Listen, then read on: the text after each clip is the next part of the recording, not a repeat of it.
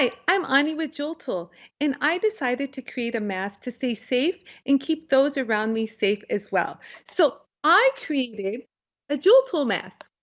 As you can see, got the little Jewel Tool logo on. But what I decided to do is use a recycled t-shirt that I haven't been using. I'm not one to sew, so I didn't have a bunch of fabric laying around, but I wanted to make something that is fun to wear since Los Angeles made it mandatory. And I just want to encourage those who haven't ever tried something like this. Don't be afraid. Get outside your comfort zone and try something new and be creative. This is my first time using a sewing machine, and look what I created. Like anyone, if I can do it, anyone can do it. It's so cool. And I even put a little wire in here. I'm just going to put that right on. And look at this.